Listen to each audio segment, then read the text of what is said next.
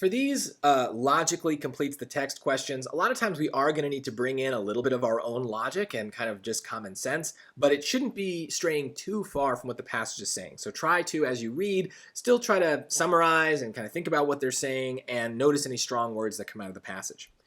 If some artifacts recovered from excavations of the settlement of whatever in modern Ghana date from the 13th century CE, that may lend credence to claims that the settlement was founded before or around that time. So what I notice is it's about time, around that time. Credence means like it gives evidence, so that's an important word. So this is a supporting some idea, right, about the time. There is other evidence, however, strongly supporting a 14th century founding date for this place. So now I care about the date. Normally I would have ignored that at first, but clearly they're telling me that it matters. So it's either the 14th century or the 13th century. So there's my contrast. Still about time, but now I'm more specific about the time. If both the artifact dates and the 14th century founding are correct, that would imply that. Okay, so they're setting up a contrast.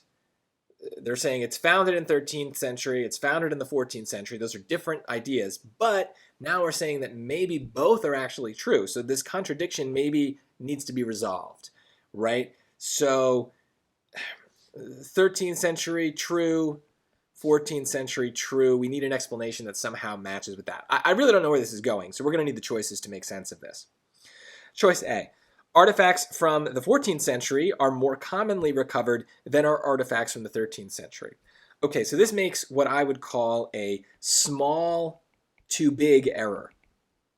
Okay, sometimes it's big to small, this time it's small to big. So what does that mean? Well, we have a small specific example, right? They're talking about this one place. I've been trying to avoid pronouncing it, but Kulo Kata? I don't know.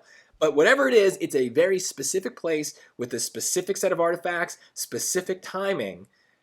We are not allowed to make some big general claim about all places and all artifacts, right? So choice A is talking way beyond this one specific place. We are not allowed to do that. This is a very common SAT trap. So you got to be good at recognizing this. Stick to the line. Stick to the example they give you. Choice B, the artifacts originated elsewhere and eventually reached this place through trade or migration. So basically, remember, we're looking to see if it's true that these artifacts can be from the 13th century, but the city is from the 14th.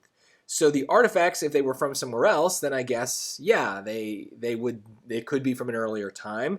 And then through the city, I guess, the city's founded and they find their way there, right? I mean, have you been to a museum? There's stuff from other places in the museum. Like, I don't know, this makes sense. I don't know that it's true, though, because, like I said at the beginning, we're kind of using our own logic here. In a sense, this idea is not directly supported by the lines, which makes me nervous, but that's kind of how these questions work. Basically, just put it aside. Let's see if there's anything better that has a tighter connection. Choice C, the Kulo Kata was founded by people from a different region than had previously been assumed. Well, they don't really talk about different regions. It's not about location. I mean, it's about this specific location.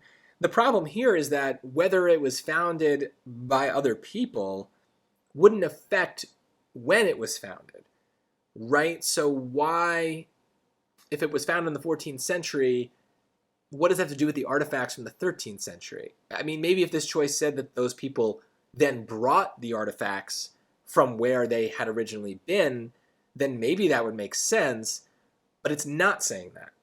I'm saying that, right? And this is where we got to be careful.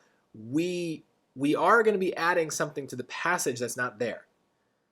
But the choice kind of needs to do the explaining and give you any assumptions. We don't really want to have to add more to the choice to justify it.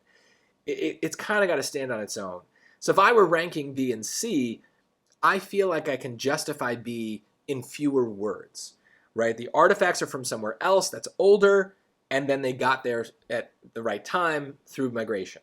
C, it was founded by people from a different region, and then those people brought other things, plus the assumption, we never got any previous assumption about where they're from. This just seems like, I don't know enough.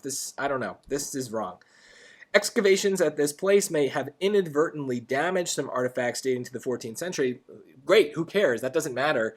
if the 14th century artifacts are damaged, that has nothing to do with the 13th century artifacts that we're trying to understand. So this is just a random idea. I would definitely go with B here. I'd be pretty confident in it. I'm having trouble explaining like why C is the wrong answer, other than just saying B is better. Sometimes that's what we're gonna have to do, right? It's a timed test. We're not gonna be able to definitively prove everything wrong, but we could. I still think it's basically that choice B doesn't require as much mental work and mental assumptions on my part. Choice C does, and if you have to, you always want choices that are a little bit closer to the text and that kind of just say what you need them to say. You don't want to be doing the work. The lines, the passage, the choices, they should be doing the work.